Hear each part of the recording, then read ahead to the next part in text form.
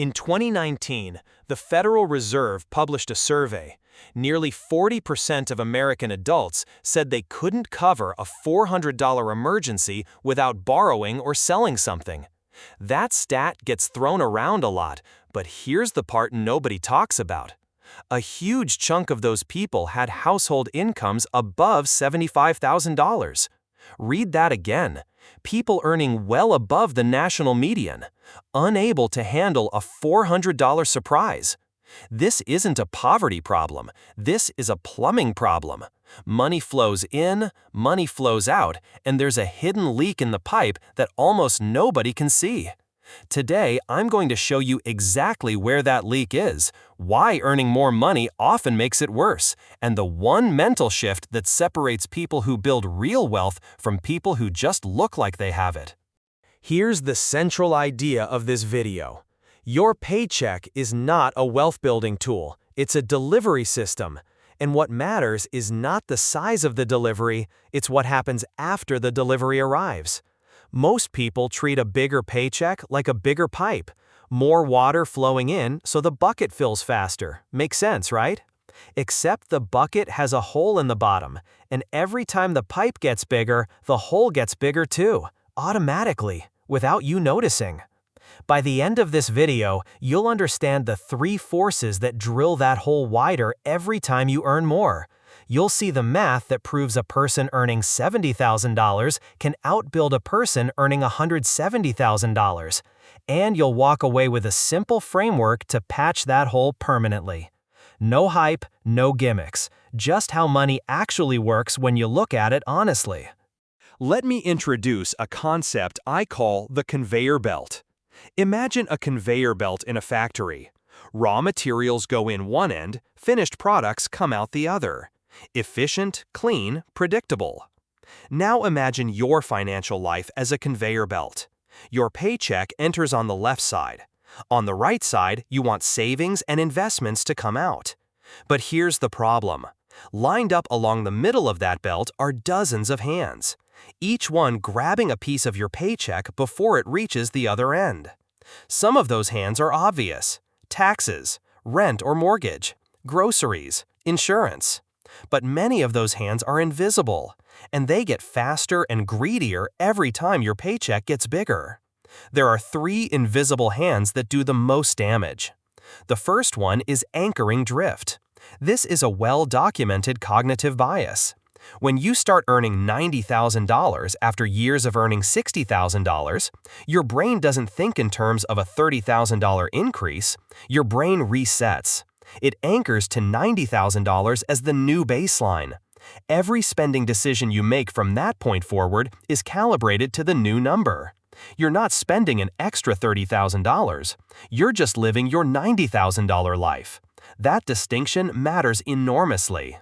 The second invisible hand is environmental matching.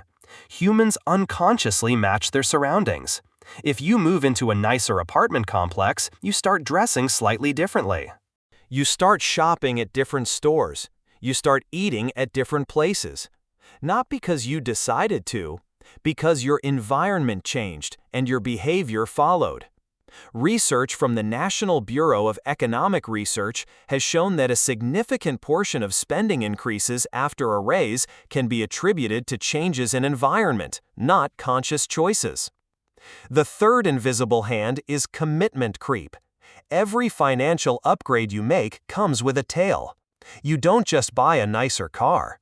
You commit to higher insurance premiums, more expensive maintenance, premium fuel. You don't just move to a better neighborhood. You commit to higher property taxes, HOA fees, expectations around lawn care and holiday decorations. Each commitment is small, but they stack, and they're sticky. Once they're in place, removing them feels like loss. These three forces work together like a ratcheting mechanism on that conveyor belt. They ensure that almost every dollar of every raise gets intercepted before it reaches the savings end. Let me tell you about two people. I'll call them Dana and Carla. Dana graduated from nursing school in 2012, started at a hospital in Charlotte, North Carolina. First-year salary, about $52,000. She lived in a one-bedroom apartment, drove a used Nissan Sentra she'd had since college, packed her lunches. Her monthly expenses ran about $2,800. Over the next 10 years, Dana did everything right by conventional standards. She got certified in specialized care. She moved to a higher-paying hospital system. By 2022, she was earning $94,000. But here's what happened along the way.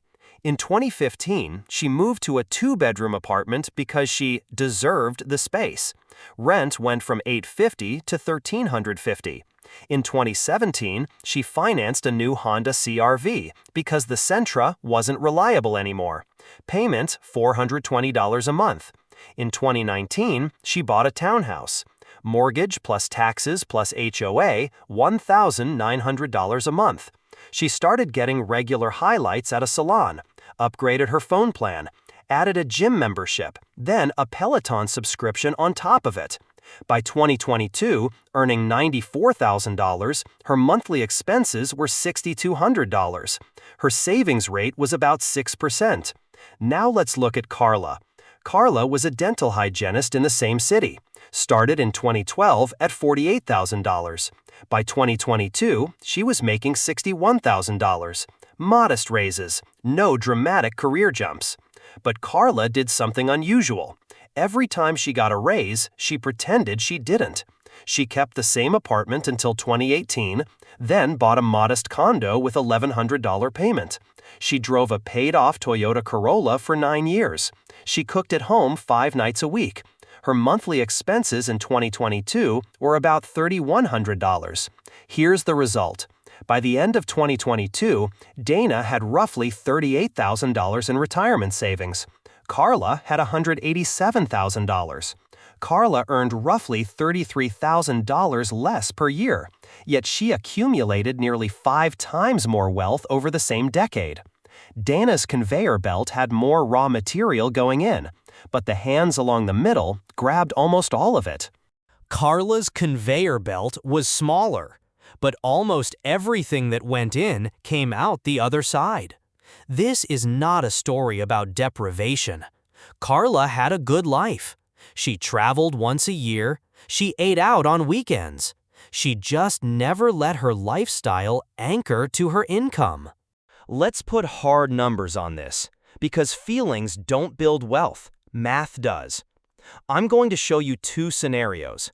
Same career length, same investment returns. Wildly different outcomes.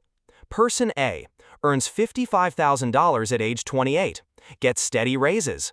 By 48, earns $85,000. Over those 20 years, average annual income is about $70,000. Person A maintains a savings rate of 25% throughout. That means they invest roughly $17,500 per year on average, which is about $1,460 per month. Assuming an average annual return of 8% in a diversified index fund portfolio, after 20 years, that monthly investment grows to approximately $860,000. Person B earns $80,000 at age 28, climbs aggressively. By 48, earns $155,000. Over 20 years, average annual income is about $115,000. Impressive. But person B's savings rate is 8%. They invest roughly $9,200 per year, about $767 per month. Same 8% return, same 20 years. Person B ends up with approximately $450,000. Let me say that plainly. Person A earned roughly $900,000 less in total career income over 2 decades, yet they ended up with nearly double the invested wealth. The gap is the whole game, not the income, the gap. Now let me show you why the savings rate matters more than almost any other variable. If you save 10% of your after-tax income at a 7% real return, you'll need roughly 40 years of work to replace your income with investment returns. You're retiring at a traditional age, maybe later. At 25%, that timeline drops to about 28 years. At 40%, it drops to around 19 years. At 50%, roughly 15 years. The math is almost aggressively simple. Every percentage point you add to your savings rate compresses your working timeline, and every percentage point you lose to lifestyle expansion extends it. The cruel part is this. When your income goes up by $20,000, you might only keep $12,000 to $13,000 after taxes and benefit phase-outs.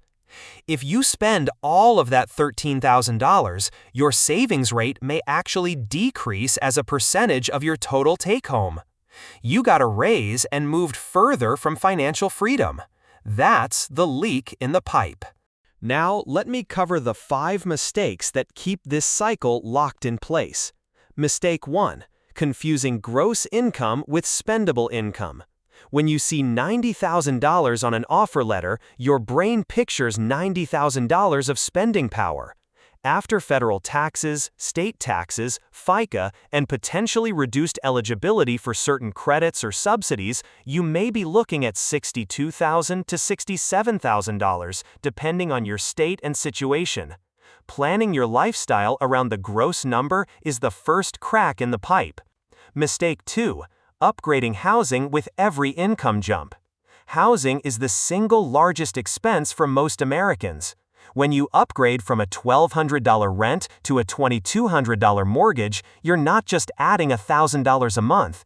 You're adding property taxes, maintenance reserves, higher utilities, furniture to fill the space, and yard care. The true cost difference may be $1,500 to $1,800 per month. That's over $20,000 a year in after-tax money. Mistake 3: treating a lease or subscription as only a small monthly payment. Small commitments stack. A $300 car payment here, a $200 subscription there, $150 for a premium gym. These individually seem manageable. Together, they become a wall of fixed costs that can't flex when you need them to. Mistake 4: ignoring the tax drag of higher earnings. As your income climbs, you may lose access to deductions, credits, and subsidies that were quietly subsidizing your lifestyle. The Savers Credit, student loan interest deductions, premium tax credits for health insurance. These phase-outs can create an effective marginal rate far higher than your nominal tax bracket suggests. Mistake 5: comparing yourself to your current peer group instead of your future self. Your coworkers earning similar salaries are not your benchmark. Your future self, the one who either has financial freedom or doesn't, is the only benchmark that matters. Here's a simple framework. Not financial advice, just general education based on how the math works. Step 1: calculate your actual savings rate today. Take your after-tax income for last month. Subtract every dollar that didn't go into savings or investments. Divide what's left by the total. That percentage is the most important number in your financial life. Write it down.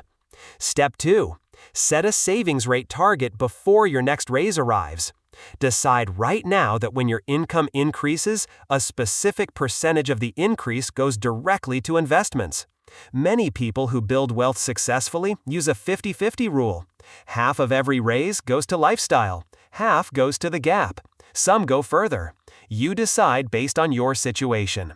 Step 3: audit your 3 biggest expenses: housing, transportation, food.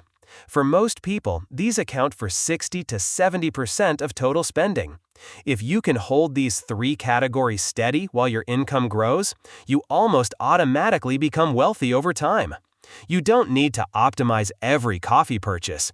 Get the big 3 right, and the rest is noise. Step 4: automate the gap. Set up automatic transfers to your investment accounts on payday.